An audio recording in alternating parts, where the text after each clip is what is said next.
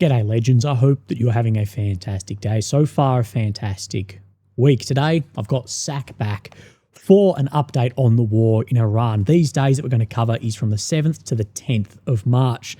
10th of March is important to me because today, well, it is my 30th birthday. But today we're covering, of course, days 8 to 11. Now, Sack, he is on this channel a lot. My guest today, my fantastic guest today, and I realised that I've only ever done an introduction to who he actually is and maybe why then his face isn't on the screen or name in the first video we ever did. So, Sack, mate, welcome. Thanks for coming back. Can you just give a quick introduction? I know there's some sensitivities. I know there's some specifics leaving out to yourself and how you and I know each other.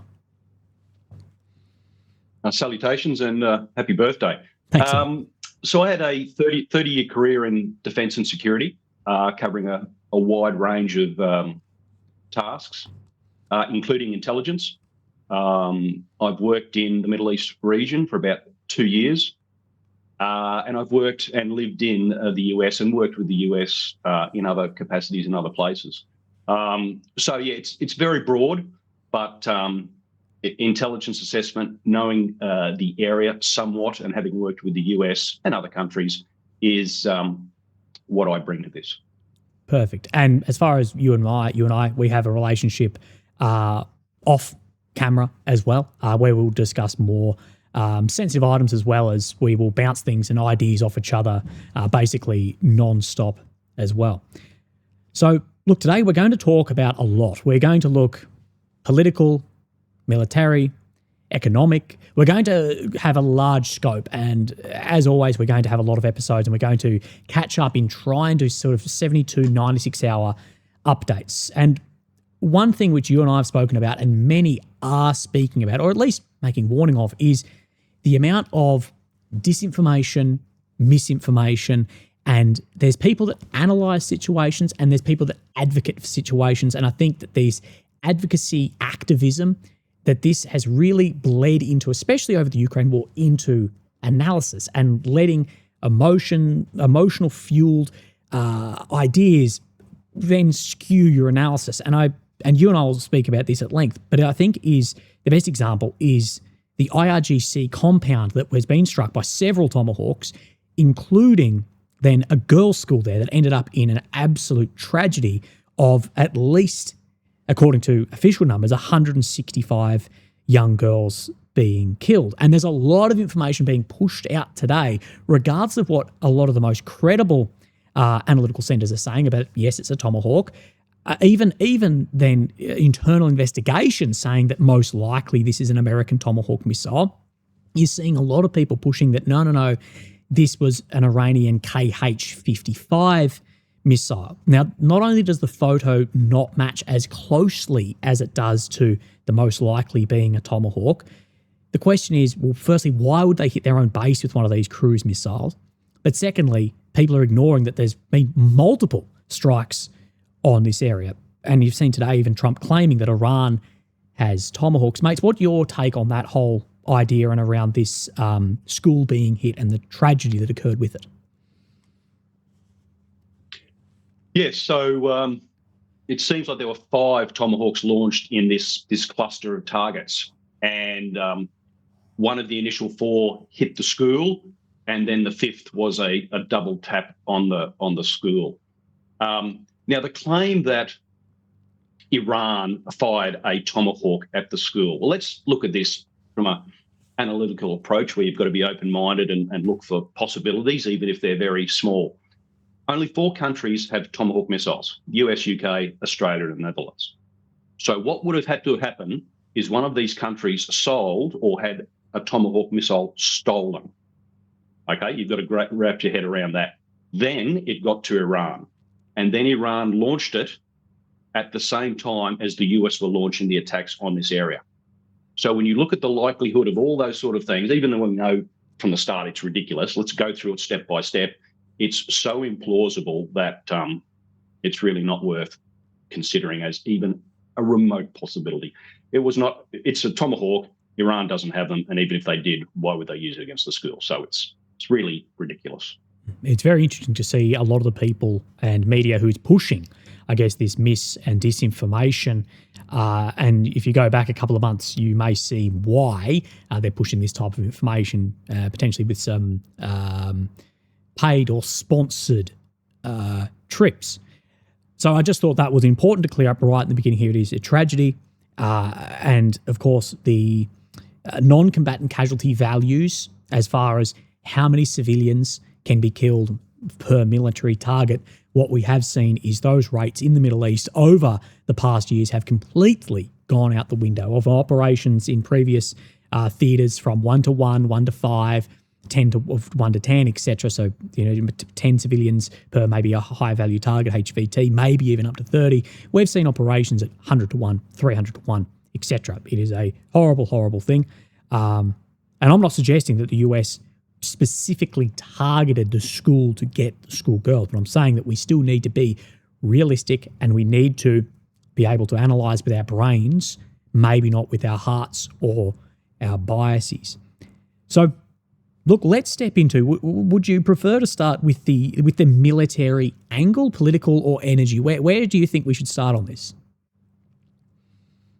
Let's start with the military and a couple of things that we've seen recently, the last few days. And some of these I'm going to talk about in the broader strategic context later.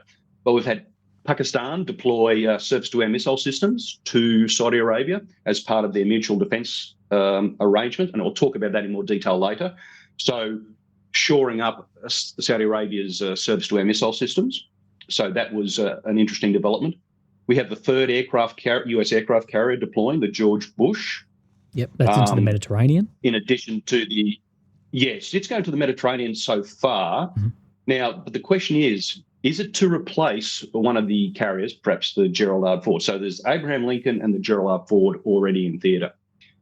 But the Ford has been on operations for already over 9 months, or approximately 9 months. So it's having a long deployment. So what we could see with the Bush is a replacement of the Ford because it's sort of extended its deployment beyond normal times. So it would be interesting to see whether they had all three or the Bush is a replacement. We've had some reports, or certainly we know of Israeli troops entering southern Lebanon, and that's speeding up. And reports on some high-precision strikes from Iran into Israel, in particular Netanyahu and Ben-Gvir's homes. And I'm not saying they've been struck, the people have been struck, but apparently their homes have been struck. So that's very specific targeting. So in the military, they're the updates, I think, the key updates from the last few days. We have had, of course, oil facilities, but I'll talk about that in the economic. But strictly military, that's what I think the key updates are at the moment. Do you have anything to add to that? Yeah, I've got a couple of things just to add to that, and I've been crossing off on my notes because you've hit a majority of them. But we do have a lot of reports coming out from the US that the Shahed 136 drones, of course, most people will be very familiar with the Shahed. Of course, the Russians made an analog, the Quran. The Americans have made an analog for the Lucas drone, but most will be very familiar with this sort of single wing-looking triangular drone. And the Americans have said that this is actually proving to be far more difficult to intercept than previously thought. And we actually are seeing Ukraine working with partners to deploy teams and expand information around taking down this type of drone into the Middle East. But of course, each one of those operators or systems that isn't in Ukraine, well, there is only a finite amount, and we may see an increase or an uptick in Russia's Gerans, a similar but a higher-end one, a version again, start actually striking more targets in Ukraine. And these can be very, very effective in large numbers. And why may these be more difficult to intercept? Well, firstly, they're in just such large numbers. It's difficult to intercept something like this because what weapon system do you hit it with? It's not worth hitting it with a multi-million-dollar missile. The best is, say, a self-propelled gun, a self-propelled anti-aircraft gun, a SPAG. Again, there's not that many of those. They sort of fell out of favour with tactical aviation coming into play over the past decades. It's difficult to engage. Ukraine's had a lot of success with sort of gunship-style older aircraft and drone interceptors. Now, why are these hard to intercept on more the tech level? Well, we do know that it's likely had antenna upgrades. Russia upgraded the antennas in these from the electronic warfare jamming Ukraine was able to do to a 12 antenna system, I believe called the Cometa. We've seen a similar antenna enter the Iranian ones, but only operating on 4 bands, as far as I believe, as well as I've got some information sent that a lot of these are actually now operating as well on the Iridium network, and that's making it more difficult to intercept these drones. We are seeing these have a lot of freedom across a lot of the Gulf states. You mentioned then Israeli movements into southern Lebanon, of course, against the H guys in there, if I say the word, which I'm sure it will come out, but YouTube will restrict any mention of any of the H guys in different theatres. But what we have been hearing is that that unit actually deployed a more specialised unit, that group in Lebanon deployed a more specialised unit, and it actually does sound that like Israel is having actually a more difficult time than they thought they would have down in southern Lebanon. There's a lot of firing into those areas. A lot of areas have been evacuated, but the actual fighting seems to be very difficult. Now, the Iranian missiles and the clusters dropping in Tehran. Now, it is not Tehran, in Tel Aviv. There's a lot of competing information around this. Now, I have been told from someone in the know that these are really sold as clusters, but when you look at the strike and think, well, there's not much bang in that actually a lot of these that we see break up is actually decoys. And we do know, we've seen the effect of decoys on Russian missile systems, as well as we do know there's been tests in North Korea of missiles with decoys as well. And it would absolutely be in the scope that Iran, observing this, has added decoys to these systems. So where you see, that something has hit bitumen on the road and it's created, a 3 foot by 2 foot hole, as there's not that much bang in that. A lot are saying that this is actually more of a decoy than the claimed cluster. I think that's just something interesting to bring up. Now, again, that's not confirmed, but important to speak of all the same. We have had the Kurds, of course. I believe it was the Kurdish that America was really relying on from within Iran, in Iraq, and in Syria, who they would be the military uprising without American boots on the ground. But the Kurds, they've resisted. And look, to be honest, it's hard to blame them, because how many times, time and time again, have the Kurds either been struck by NATO, by Turkey, or had support and then been left out as fodder? Syria is a great example of this very, very recently. Something that you and I will speak on, I guess, now is these THAADs being hit.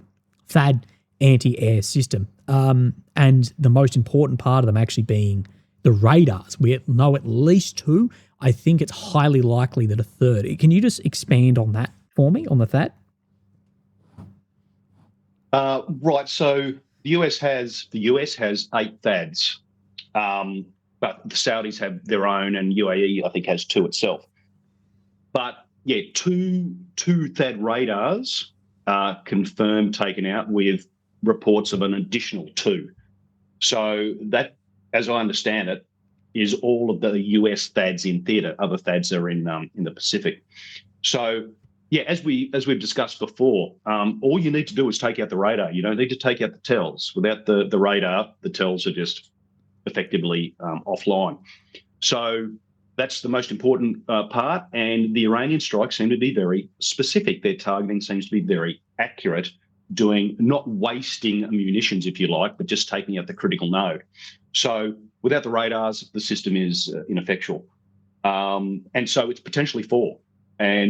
But it's important to note, as with the other long-range ballistic missile phased array that Iran has damaged, that they haven't wasted resources. It's economy of effort, just hitting the target that you need to and being successful in the operation. So that's effectively taken the THAADs, or of the majority of THAADs in theatre, offline.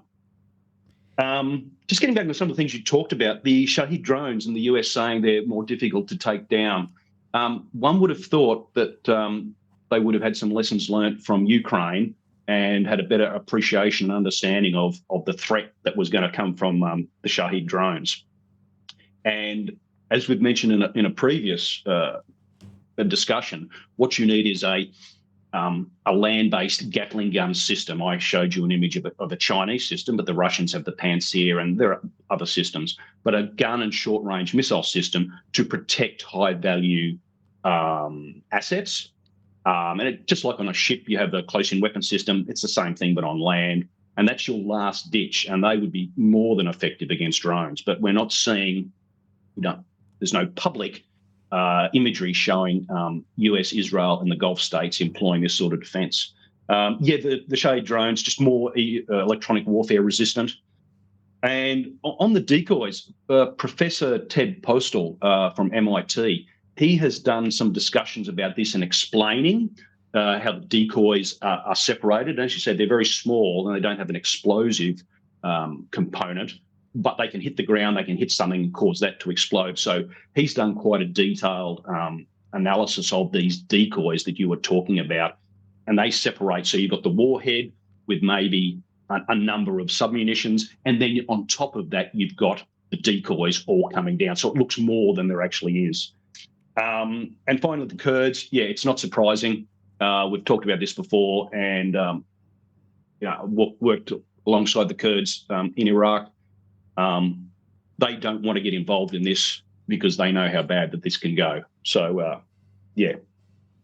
Absolutely. And of course, we have seen a drop in missiles being fired from Iran into then neighbouring states, and further out from neighbouring states as well. We do have a lot of claims about that Iran is down to 10% of their launches. It's very difficult to get an idea on these claims. I've seen that of the original 450, there's around 250 left. I've seen claims around this. Of course, it's impossible at this point in time to actually say how many have been taken out. As I always say with looking at battle damage assessment is, yes, it's interesting to look at something and go, well, that's gone bang and that no longer exists.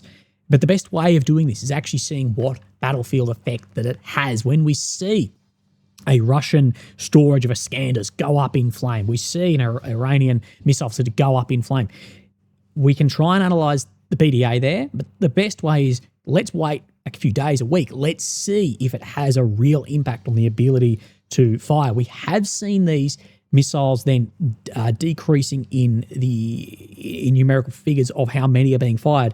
But this can tell us a couple of things too. One might be the ability to launch them off, but secondly can also be, and probably a little bit of both, it's not mutually exclusive, settling in for a longer confrontation in the region and not to burn out instantly. Of course, Trump claiming today that the entire Iranian Navy of 40-plus ships has been sunk, and him complaining that he wishes that they actually took those vessels rather than sunk them. But quoting a Navy commander saying, well, but it's more fun to sink them.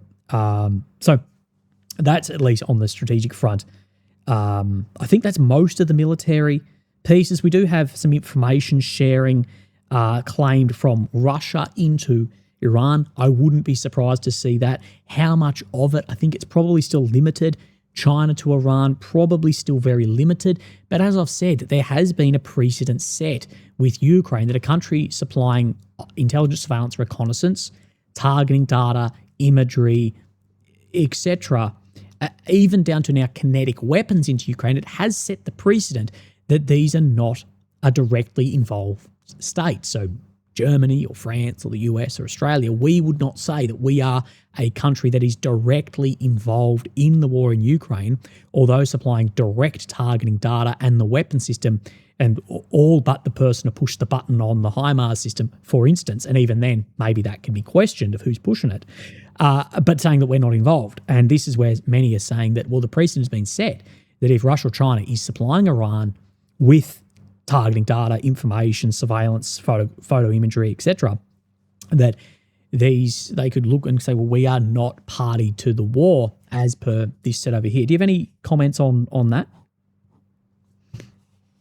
I think it'd be extremely naive to think that Russia and China are not providing support to Iran, even if that's only in terms of intelligence, surveillance, reconnaissance, targeting support, communication support.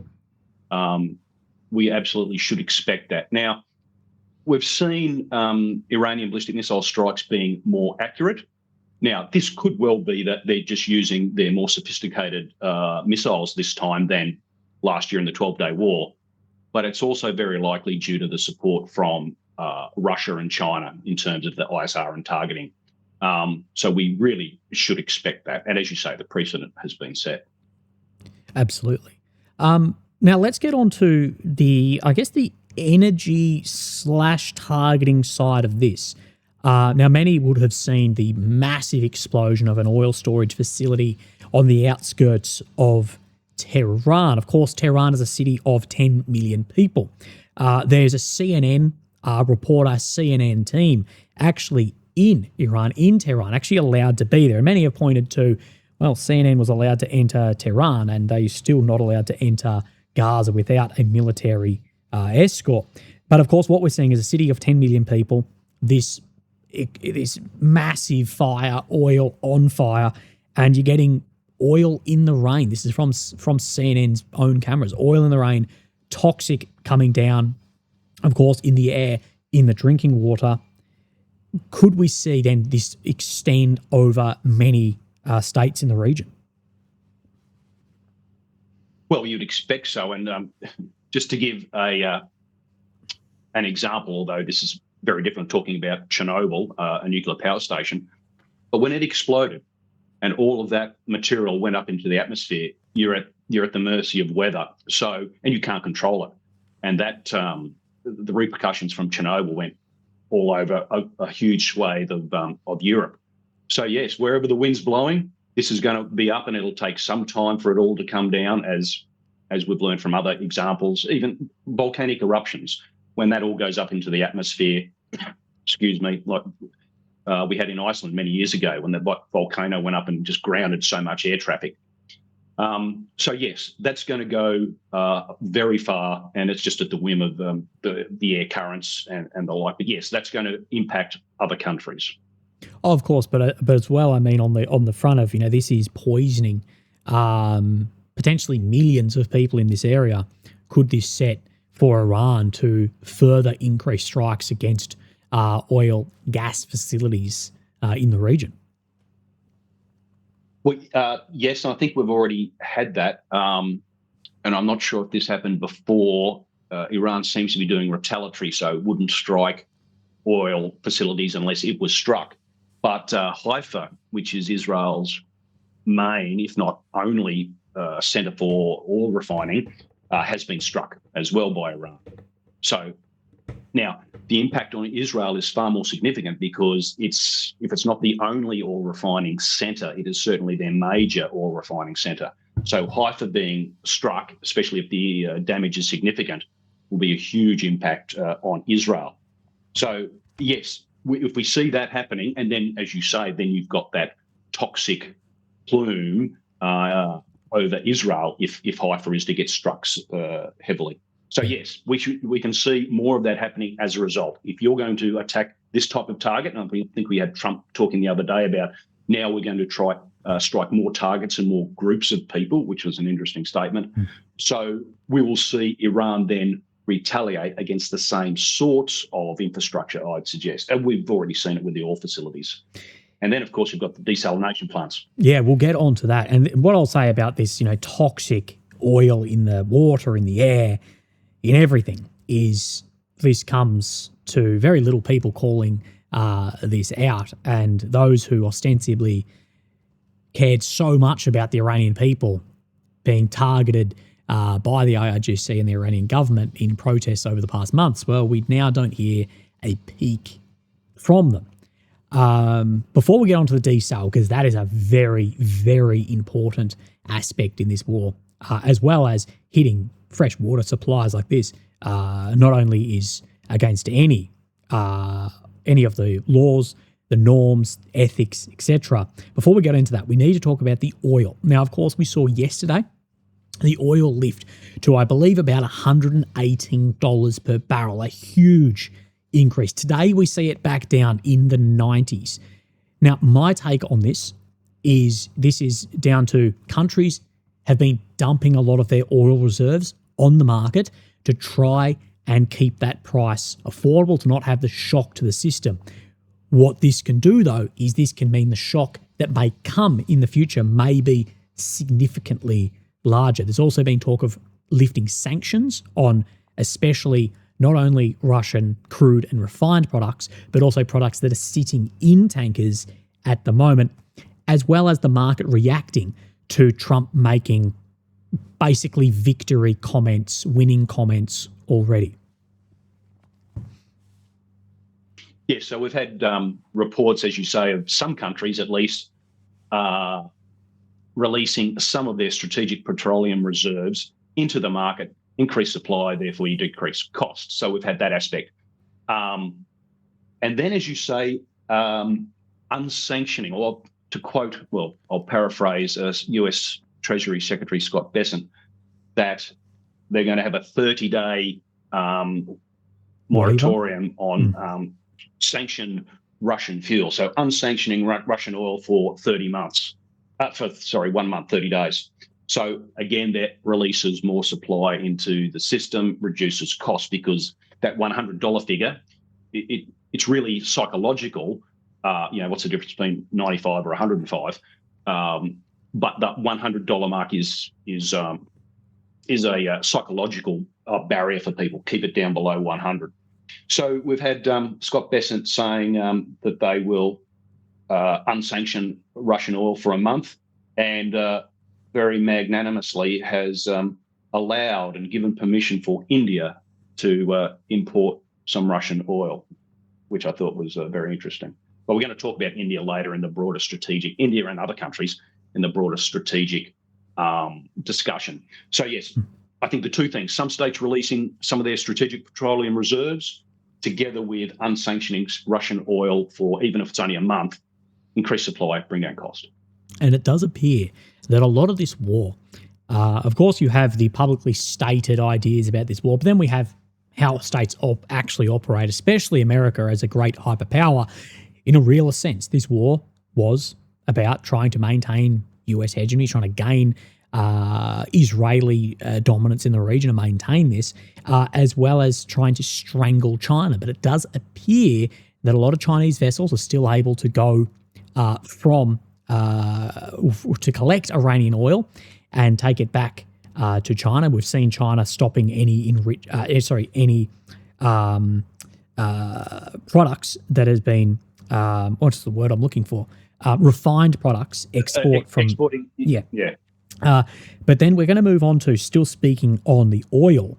And I know you want to speak about the desal. We'll get there.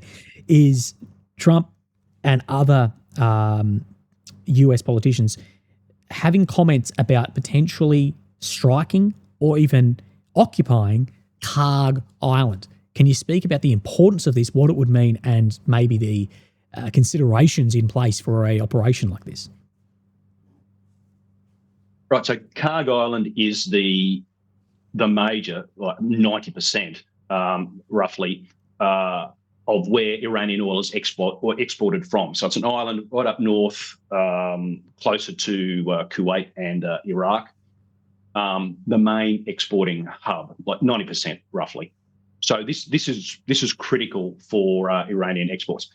They have developed another port outside of the Strait of Hormuz where they can export from, but that only has a very small capacity. So they can actually avoid the strait. But I think the US has struck those facilities.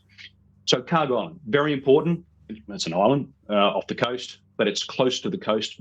It's over 200 kilometres from Kuwait, which is probably closer than the part of Iraq in terms of the US staging a force out of. So they'd have to stage probably from Kuwait, maybe Iraq, although Iraq is obviously very sympathetic to Iran, and you've got Shia militias in Iraq that may try to interdict any US forces there, but Kuwait would be much more permissive for them.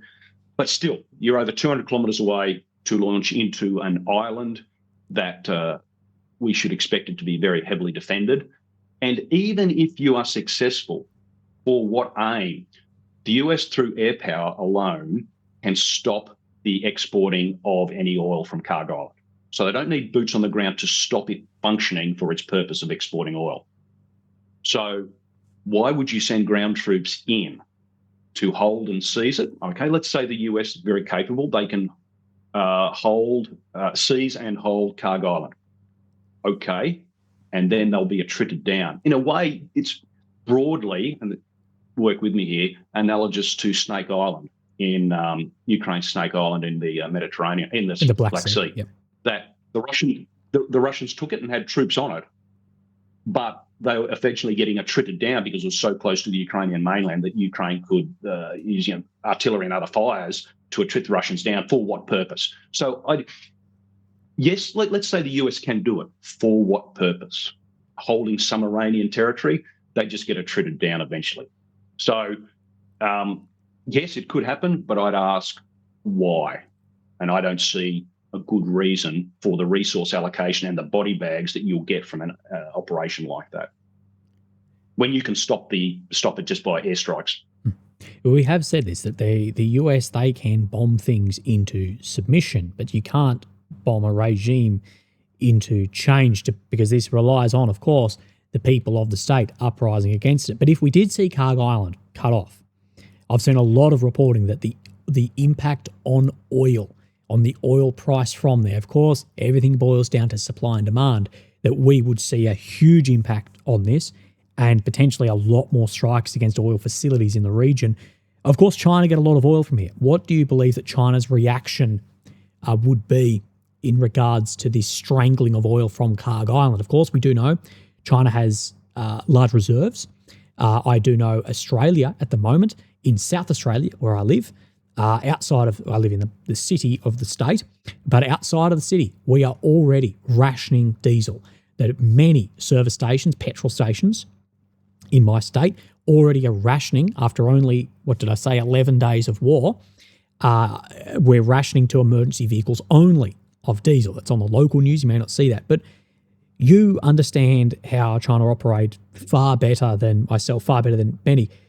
What stance would we see China take if Karg Island was either bombed into submission or potentially occupied? Okay, so let's look at what you're getting at is the bigger picture of essentially Iranian oil exports to China cease. I think that's what you're really getting at there. Yes.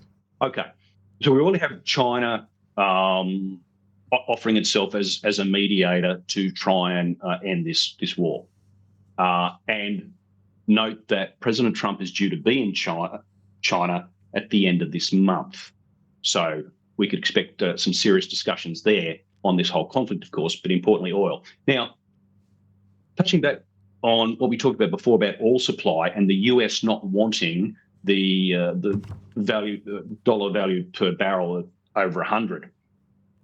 If you stop Iranian oil, Iran will then strike even more of the Gulf oil, and then nothing's getting out of the Gulf, and therefore oil prices will go up again. There's this temporary fix, 30 days you can use Russian oil, and obviously the follow-on consequences of that for Russia increasing its income. But the rest of the world then there'll be a time to pay the piper. And so once the sugar hit of unsanctioned Russia for a month, countries releasing some of their strategic petroleum reserves, then the price will skyrocket again because all of this other oil won't be coming out. So that's why I don't think it's in US's interest. It's in their interest to control and limit, but not to stop because of the broader global impact. Secondly, and this is the important one about the US and Israel different objectives, the US doesn't want Iranian oil facilities blown up because they want to be able to take advantage of Iranian oil as they do with Venezuela. Now, Israel has a different objective. So it's not in the US interest to have Iranian oil infrastructure destroyed because of their long-term goal. Now, what does China do? Let's say they lose all of Iraq and Iraq. Yeah, because Iran and Iraq oil is what they get a lot of, then they'll try to mitigate this with increased purchases from Russia and elsewhere, but Russia mainly. And then you could see some form of just minor rationing in China if this was to go on for, say, 2 months or so. You might see some minor rationing in China. But that doesn't impact a lot of the general transportation because of the electrification of the railway system and the widespread use of electronic vehicles. So the impact on the average person would be far less than, say, in Australia or the US. Yes, absolutely, and that is something of when you go to China, you understand that EVs, from scooters to vehicles to personal cars through to the rail, it's almost all electric. The most of the vehicles you see that are internal combustion tend to be very, very nice cars. So the average person tends to have some sort of Chinese-made EV, and a lot of the internal combustion cars you see tend to be Bentleys or Rolls or Lamborghinis or etc. So that does really buffer that, as well as the strategic reserves. Australia has a very, very low reserve, as we already are seeing, rationing some fuel. You spoke about then the US and Israel have different objectives, and we have actually heard some reporting that there has been some tension between the Americans and the Israelis due to Israeli strikes on oil facilities. But what I will say to this is, tension is one thing. The US could cut this off, could cut off what they're striking instantly, but the US is not prepared to at all say or do anything towards where Israel will have its goals. That yes, they may be annoyed at it, but they're not going to. There's like a lot of tension between Hegseth, who has a glint in his eye when he talks about people dying, which I believe is sickening, and Rubio, who gives us a bit more of a real idea about the situation. So yeah, there may be tensions and different goals, but at the end of the day, the US, they could change this instantly, but won't. They'll continue for Israel's goal in the region. We've spoken, I guess, that Karg Island piece just very quickly. We're hearing as well about there could be a potential for a US or Israel special forces team to go in and either locate and pull out the enriched uranium, around 450 kilograms, I believe, that Iran has, or deploy in specialized nuclear scientists to, I guess the term would be, de-enrich that product. Now, myself as a former infantryman, you as an intel officer, we would see a number of red flags to an operation like this. Firstly, from my point, is just the distance you're going to have to go, the terrain you're going to be fighting in, the resistance you're going to be up against, that you can only airdrop or fly in so much. And this is very likely not going to be a Venezuela-type operation, as well as the facilities of which these products are going to be kept in. If it is in it's going to be in one of these nuclear facilities under a mountain, literally under a mountain, with high pressure concrete. You can go through, there's a number of PhDs, a number of scientific studies going back 20 or 30 years. Iran is a world leader and has been a world leader in actually high pressure concrete. You come up against a 30-ton door. I don't know the reality of actually being able to conduct an operation like this. We heard about this in the 12-Day War, and I said it would likely be a bloodbath. And I in that video at the time, shared thoughts from a number of members, current and post special units, who would be the ones doing operations like this. Have you have any more thoughts on that beyond what I've covered? Yeah, two. Firstly, we should expect that this 450 odd kilograms of material is dispersed in multiple locations. So you would have to go to all of these locations. I've seen figures of, 450 kilograms may give 10 to 11 nuclear weapons. Okay, let's say that's it. You could well have this distributed into, say, three or so sites. So you're going to go to every site, because if one site has enough to make, let's say, 3 bombs, just as a rough order of magnitude, then as long as one site survives, Iran would then have that ability to create 3 nuclear weapons, which would be enough for their purpose. So expected to be distributed is the first thing. Secondly, let's say that this US-Israel action is successful in getting the Special Operations Force or technicians to the location. How are they extracted? I think by the time with what we believe the ISR being provided, not just Iran's own, but through Russia and China, Iran's going to know what has happened in the location. How are these people going to get out? I would say that it would be very difficult to extract that team or those teams. So success of the mission, given that it would be distributed, we should expect this stockpile to be distributed. And then how do you get the guys out in this huge country? So I'm not saying that they're not thinking about it and planning. They probably are and should be thinking about it. But likelihood of success, I would say, is very low. Even just the excavation. We know areas like Fordow or Natanz have been struck by a lot of munitions that have collapsed the entry and exit points. What are you going to fly in a bulldozer to do a week's worth of excavating to get to the tunnels? You know, it's all those considerations. I don't think people consider that, yes, these are highly professional operators. Yes, they have some very fancy equipment. But if you're flying by helicopter, you can only bring in very limited equipment. If you're dropping by air, as far as under canopy, even more limited again. Yes, you can fly in specialists. You can tandem. This is, I wouldn't say common, but it is done where doctors, scientists, etc. are tandem jumped on the belly of an SF dude. But again, the amount of equipment coming in, you come up against a big door, you come up against an entry that has been blown, and you can say that a lot of these areas are going to be rigged to collapse some of the entry and exit points too. Highly dangerous. Now, let's move on to the desalination. Now, there's a little bit of fog of war on the tightrope of expanding war that we are walking on. It's foggy behind us. It's foggy in front of us. It's foggy bloody besides us. Now, there's been a lot around, has the desalination in Iran been targeted? I wouldn't even comment on the legality of this. You can't target this.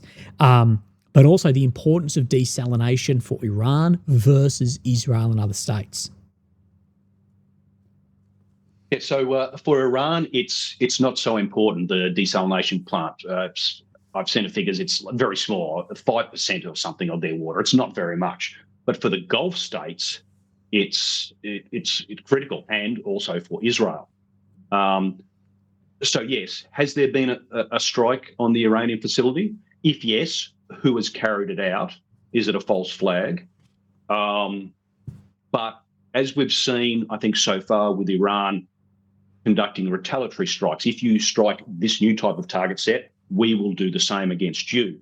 So if Iran's desalination plants were targeted, we should expect them to then target, if not the Gulf states, because that might be, for broader political reasons, not advisable, certainly Israel. And Israel, 4 or 5, I think, major desalination plants. If Iran's was struck, we could definitely see Israel get struck, and that would have a huge impact on Israel. So it'd be very dangerous. Escalation. That's arguably even more dangerous than striking all facilities, because you can't live without water. Absolutely. And this is one of the forgotten elements of the Strait of Hormuz, for example, is it's not just what flows out, it's also what flows in. Yes, some of these states have 6 months of staple food, but as far as perishable items, well, you don't have that long of them. You've got whatever it lasts in your fridge at home. Now, yes, it can be flown in, but it's incredibly more expensive per ton to fly in than to ship in, as well as parts for a lot of the desalination that come. They come, I know not for Israel, that come through the Mediterranean, but parts, chemicals, etc. for the desalination in some of the Gulf states, it has to come by water as well due to the size of it. This is a very large area that can escalate. It can set a devastating precedent for fresh drinking water supply. It is a horrible thing, and this is something we can talk about another time, is how the US is seen on the international stage is changing very rapidly versus the same expedient nature that China's position on the world stage is changing. Them putting themselves as this mediator, as wanting to rebuild the UN, while the US wants to have a more imperialist outlook of we're taking Venezuela, we're taking Cuba, we're controlling Iran, and we will allocate who is leading the state. If not, if we can't pick someone, it'll be Trump or Rubio. That changes a lot. Now, I just quickly want to touch on this. Sorry, I'm getting sidetracked. There's just so much to go over. Is fertilizer. This is what I had someone in industry reach out to me and go, Willie, you talk oil and gas and food and water through the strait. What you are not covering is fertilizer. Now, I know you and I haven't discussed this, so if you don't have anything to comment, please don't. We haven't discussed this off camera, but a hell of a lot of fertilizer comes out through that strait into countries like Australia. Of course, Australia, like many states, are a huge breadbasket of the world. And if we can't get in crops, of course, we're heading into the wetter seasons, and we can't get these in. If we can't make food, you can absolutely create global shortages of many staples and other items in the world. Do you have anything to add to that? Please don't feel the need to if you don't.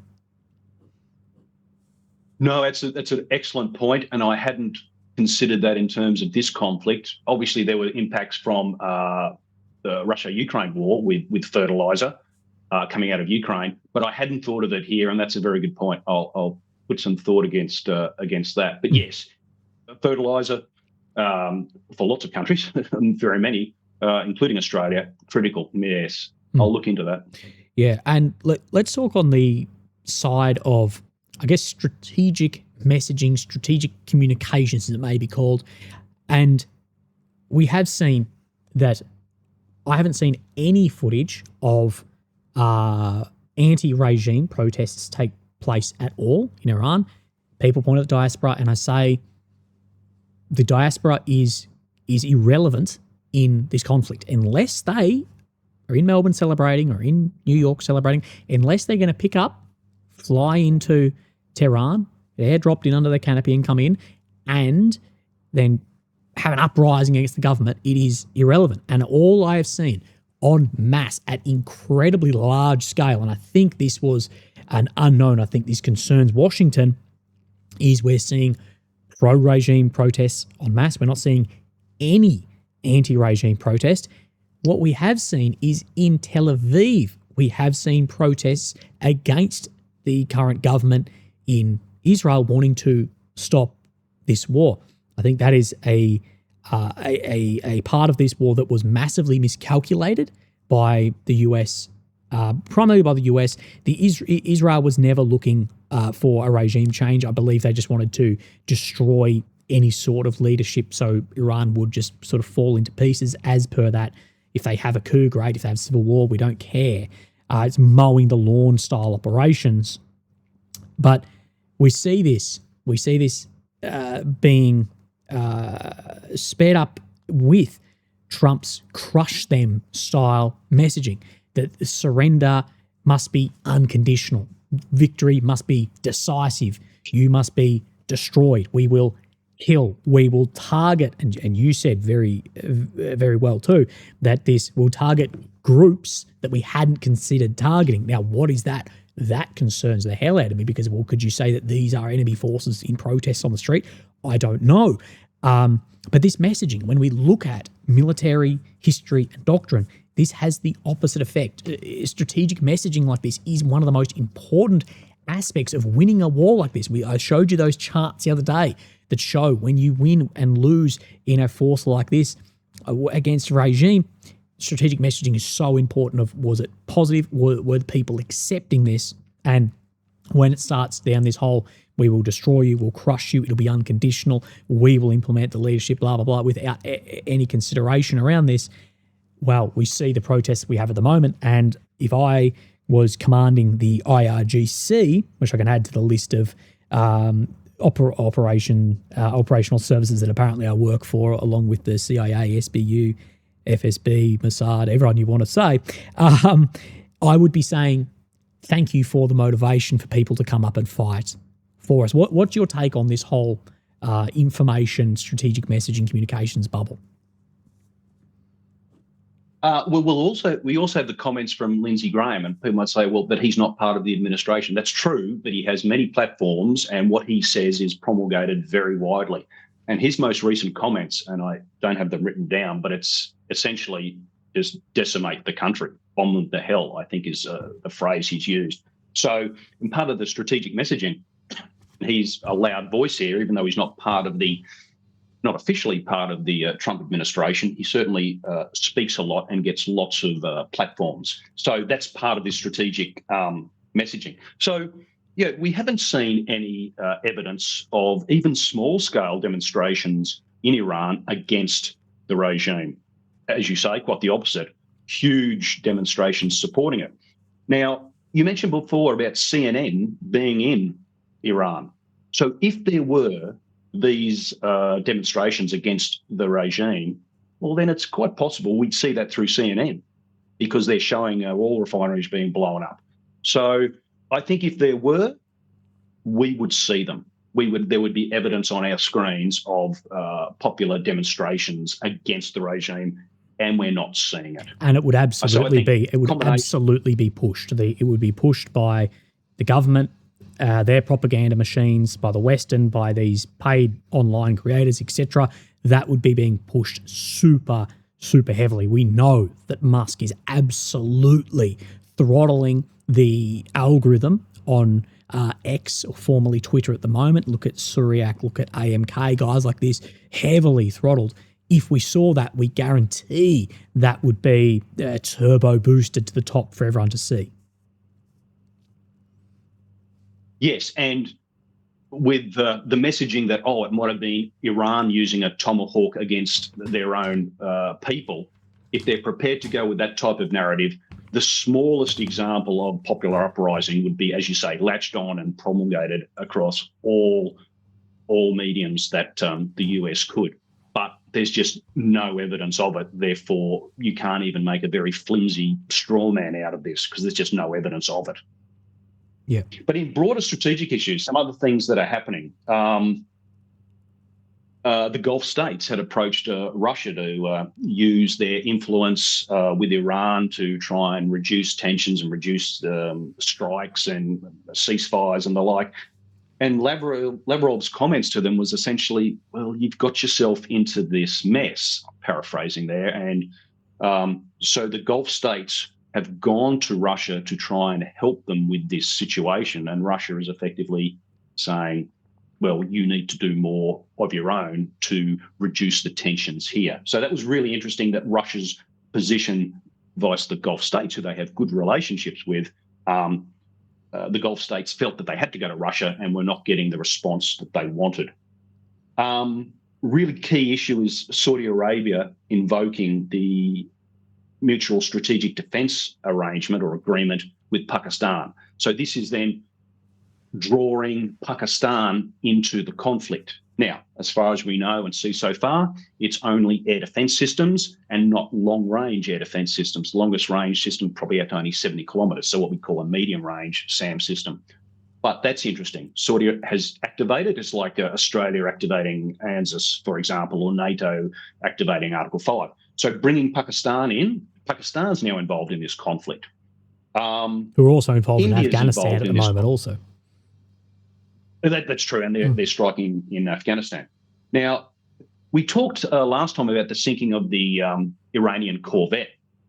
So the Indian Chief of Army, and this is on video so you can see it, and I'll give the direct quote when talking about Israel and the Iranian ship and their strategic partnership and relationship with Israel, that, and I'm quoting the Indian Chief of Army, it was our duty to inform Israel of that's the Iranian ships, exact location.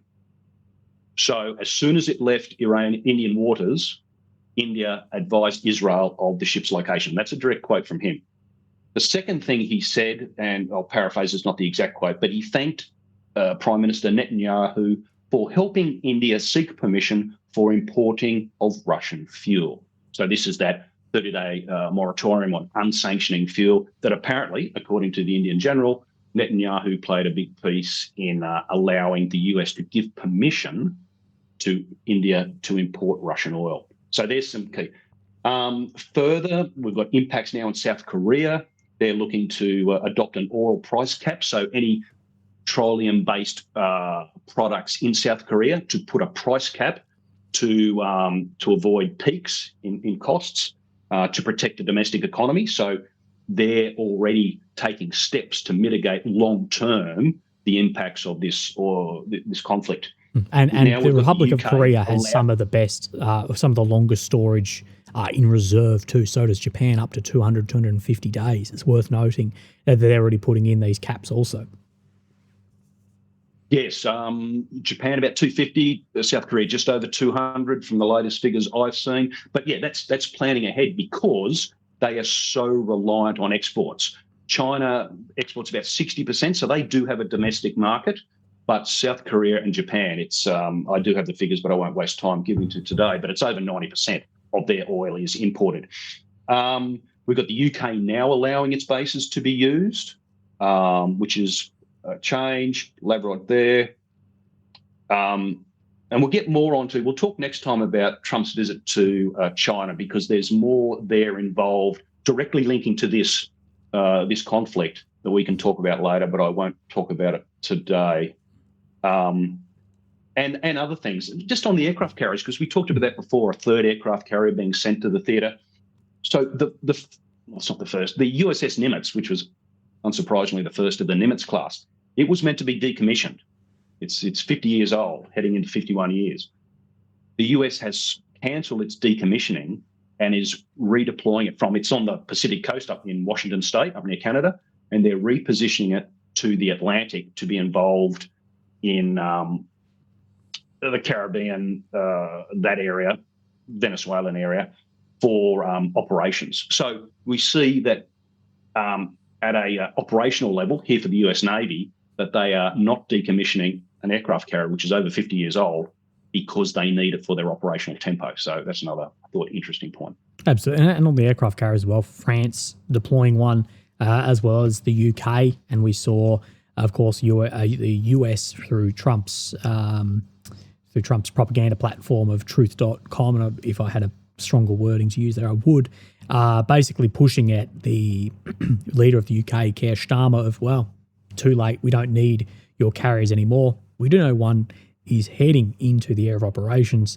One is likely in dry dock as well. But we do see these relationships and these special relationships, especially between the UK and the US, being strained. I always think it's interesting when the US talk about the UK entering a war early, the UK entering a war late compared to themselves. But we continue to see this war is highly unpopular in many states. I think it seems more popular than it is because of the way that algorithms are pushed. But we do know, and we can touch on this, and this will evolve, that more countries are being dragged into this. I know you've read, written, and spoken a lot about false flags. I think, in my opinion, we are at extreme risk of seeing a false flag. We have seen people that serve in Israeli politics speaking directly about false flags. We have seen Israel carry out many false flags. People in the audience can point to whichever one you would like, whether more conspiracy or whether confirmed. I think we're at extreme risk of this to escalate the war if America is looking for an off-ramp. What's your take on this? I agree, and it's you've talked about this with the Russia-Ukraine war, that if a false flag is going to happen, it's more likely to come from Ukraine, given the position they're in.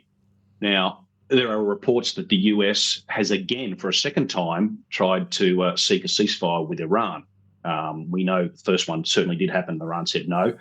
So with the US at least, and potentially Israel, not achieving their goals, in other words, a quick end to this, as you said, what are we day 10, the likelihood of a false flag from Israel or the US, more likely Israel, increases, as you've said. And I would be very concerned, because a false flag at this stage of the conflict, where it seems like it's going to keep dragging out for a lot longer, that would be quite a significant false flag. I mean, something really serious that would then try to give the pretense for US/Israel having to really do something extremely drastic to Iran. So, yeah, I agree. That's a major concern. And especially if this starts to go beyond 2 weeks, which we might talk about on Saturday. Yes, we will. We'll talk about this on Saturday. Can you just quickly, because I've got a note down here from yourself about withdrawals from BlackRock. Yeah, so wouldn't actually call it a run, but BlackRock has an investment fund, and they put a cap, and the investors had a bit of a run. A run might be too strong a word, on withdrawing some of their funds from this BlackRock. It's a specific one of their investment funds. And BlackRock really put a halt on how much people or organisations could withdraw from this fund. And the reports are that this was all caused as a result of the conflict in the Middle East. So that was at a broader strategic. We need to see how far that goes. But when people start to withdraw their funds, it shows a lack of confidence. We have, China reducing its holding of US Treasuries. Lack of confidence, taking money out of funds where you want to have that money yourself rather than invest it, normally as a result of lack of confidence and future projections being not very good. Well, you look at that lack of confidence, just look at movement away from fiat currency, look at gold, look at silver, look even at other resources like this. You can see, of course, over the past quarter, they have been absolutely skyrocketing because of lack of confidence in the market and the instability that we are seeing, really, that could go global. I know we are on a time frame and we've probably already pushed over that. I apologise. But I have a lot of concern. I spoke about this yesterday, of just where does this go? Because we have seen that the US, they have in previous decades, especially since World War II, they have been willing to take the loss and pull out. Take a loss that we lost Vietnam, lost Afghanistan, pull out of this.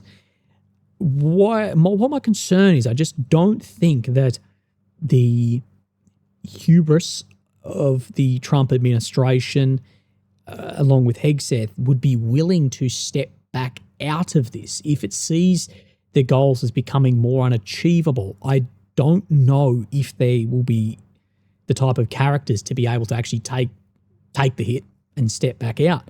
And this concerns me because, well, if regime change doesn't happen in the first month, what are they willing to do? And there's I think the odds of having like a nuclear penetrator attack on facilities, which some facilities we know are far deeper than a mass ordnance penetrator from a B-2 Spirit can actually hit. We know that for a fact. We know that because of the General Grossi from the IAEA spoken about the depth of some of these facilities. Nuclear penetrator, nuclear hits on oil, boots on the ground, the catastrophe that would likely become with that, and the decade of war that would likely follow with conventional boots on the ground. Because I see that the US, the current administration, may not have the ability to walk away and say, look, this didn't work out, or potentially they'll just declare victory and move away, and the people who have Trump utopian syndrome will just believe it. What is your gut feeling? Where does this go? Because my gut feeling on this is just a really real concern and of bad juju in the air. Right, so let's look at the three key players involved, Iran, US and Israel. From reports, and I think they're believable given how the Trump administration has worked in the past, they are looking for an off-ramp, at least a ceasefire. So I think that, because Trump likes to get the quick win and something they can turn out as a win.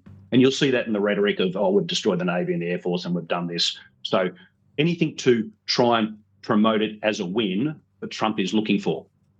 So they're interested, the US Trump administration, interested in quickly ending this. Iran has said no, not until there is a lasting peace, not just a ceasefire, because they know it's just going to happen again in 12 months or 6 months' time, as it did from the 12-day war last year. So Iran's being more hard on this, and if I put my Iranian hat on, I can understand that. put my US hat on, we want to end this quickly. Then you've got Israel. Israel, our assessment is, just wants total chaos to turn Iran into something like Libya. So they need to keep going. For Benjamin Netanyahu and his supporters, they need to keep going, and there cannot be peace. Maybe a ceasefire to give them time to build up again, but Iran's not going to go with that.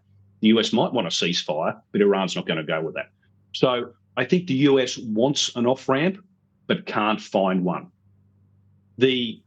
What may be the best hope of solving this conflict may lie with China. And when Xi and Trump meet at the end of this month, I think it's the 31st, going through into the 2nd of April, where maybe China can offer some things, maybe even potentially threaten some things in terms of not military force, but rare earths and other things, to try and get the US to a point of being able to negotiate with Iran. So for China, it's the economic relationship with the US and the US with China. Maybe Chinese can appeal to Trump and try and give enough of a proposal to convince Trump that they can pull out of this conflict. I think that's probably the best hope at the moment, because the Trump, and you talked about Hegseth and others and Lindsey Graham's of the world, they've really boxed themselves into a corner. They want to declare victory, but Iran's not going to just let that happen. They're going to force the US to achieve that, something that the stated outcome is just not going to happen. So I think Israel is the wild card here because they don't want a peace. And I think China is potentially the best mechanism to try and solve this conflict. The problem, I see, I agree with your analysis, but there's a couple of other wild cards in this. Is firstly, this increases how people view China in the world as the reasonable party. And that's crazy to think that people are seeing China as the rational grown up in the room. And what I tell people, go and look at the difference between, I think the most reasonable, rational player in the US top administration is Mr. Rubio. We do hear that there has almost come to blows between Rubio and Hegseth over this operation.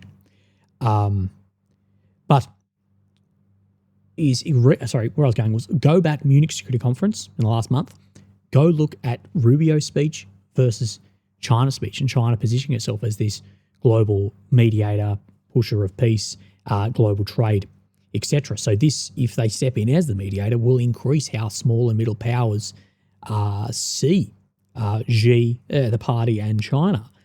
But I think there's another wild card in this that we overlook, is the leverage that Netanyahu has over Trump, the leverage that AIPAC has over the US government at all levels, that I just don't see, regardless of if the US go, this is... because for the US, I see that enough has been done for them to go, yep, well, we have hit these targets, we've destroyed the Navy, we've destroyed any capacity. There was never the ability for Iran to strike targets in America actual, but there was capacity to strike US bases, which they have done, that we maybe, we mow that lawn operation every 6 months. They start building a weapon, we take it out, etc. That I just don't see, with the amount of power that Israel has over America, that they're going to allow America to walk away here. I just don't see. I see that America may want an off-ramp, but will Israel allow them to take that exit? I don't think so. And sadly, we have 93 million people in Iran, which is likely going to go from one radical regime to a complete chaos of a state, which will increase the insurgency and actually therefore increase the inability to ever get on top of that through these evil warmonger types like Lindsey Graham, Ted Cruz, who can't even quote the number of people that live in this state of which they are bombing the hell out of. But of course, look at what Graham has said or done for the state of Carolina versus for the nation state of Israel in the past months, and you get an idea of where loyalty really sits. And I know this might be more political than you're willing to comment on, but I think it doesn't matter if the US administration want an off-ramp. It's going to matter what exit the Israelis will basically allow them to take. There's incredible leverage there, and there's within the party, Republican Party, there's mass overwhelming support of these operations. For the Republican Party voters, there is not. I can tell you that right now. Maybe in their echo chambers. So sorry, you go. I was waffling. Yeah, so 2 points. Talk about Israel and China. Absolutely agree, and it's not just my analysis here that Israel has a lot of leverage over US. That's not just the president; it's the whole Congress. Absolutely, I think everyone agrees with that. But we had Marco Rubio have the slip up that Israel said they're going to attack. This is right at the very beginning, and therefore we, the US, said we have to attack at the same time, otherwise we'll get struck. So, I mean, you're saying the quiet part out loud. So that's just more evidence to back up what you're saying. However, it was Israel, all reports from objective sources, that pressured the US for the ceasefire last year during the 12-day conflict. That was Israel. So if Iran is able to do enough damage to Israel to get Israel in that same sort of mindset to say to the US, no, we need to have a ceasefire, Iran won't accept the ceasefire from what's been said, then maybe we'll get some sort of short peace while Israel then rearms. But it could be that if Iran is able to deal with enough damage, worse, they've already done more from all objective reporting than last conflict, that Israel then calls for the US to put a halt to that because it's in their interest. And therefore that pressure that we've been talking about that they have on the US comes more into stopping the conflict than continuing it. So that's one point. What's your on take? China? Sorry. Go. I was going to say, what's your take on a weapon like an Israel? Israel will never say that they've got nuclear weapons, but what's your take on a weapon system like that potential being used if militarily these can't be reached? Do you think we're a heightened position of this before we talk about China? I don't think Israel would use a nuclear weapon simply to win. I think it'd have to be because there was an existential threat to the Jewish Israel. I think there'd have to be that before they would use it. I don't think they would use it in the current situation. Let's say they're not achieving their goals, they're taking a lot of damage, but it's not existential yet to Israel. So I don't think they would use it in this sort of situation from what we know. If Israel was existentially threatened, I think they would. So going on to China. Just recently, the Chinese Foreign Minister, Wang Yi, he's actually more than the Foreign Minister, but in his capacity as a Foreign Minister, was asked a question about China and the US becoming a G2. And paraphrasing his response, it was, no, it's not just about two countries governing the world. It's about all countries having a say. So it was very much of our speaking to the developing world and the South that we don't see ourselves as controlling, and therefore we're not going to join this G2 hierarchy. So that strategic messaging that every country has a voice and we're not here to lord over them, I think is really important in terms of the support. We talked earlier about China's diplomacy and soft power is really permeating out, and where they're being seen, as you said, with not a wry smile, but that China is now seen as the rational, logical, dependable partner, and the US isn't. So, yeah, I think with that position, with the meeting with the US with Trump later this month, I think this is the opportunity, hopefully, that we might be able to settle this conflict. Absolutely, and Mr. Wang Yi, China's foreign minister, that's who made the speech, the keynote at the Munich Security Conference, and I do say anyone should go to read Rubio, Secretary of State, go read Wang Yi's at both the Munich Security Conference. You can listen to them on YouTube. and there's subtitles, and there's some dubbed, or read through them, and you'll see the difference in the two hyper state powers at the moment. Mate, is there anything we haven't touched on? I know this has been a far longer episode than we thought it was going to be, that you believe is important at this stage, or that we can leave until our next update together? No, we've, as you said, there's so much going on. We've probably missed something, but we should catch that up. Let's say on Saturday. Saturday, if that works, unless barring something significant, that's then the 2-week mark. I think another good point to sit back and assess what's happened. But no, nothing else at the moment. Easy, mate. Well, I'm going to go have a beer for my birthday, and cry myself to sleep that I'm now 30, but I look 45. Mate, again, your links will be below, so everyone can go and watch your videos. And thank you again for sharing your knowledge and experience with us. Not at all. Happy birthday, and life begins at 50. Thanks, mate.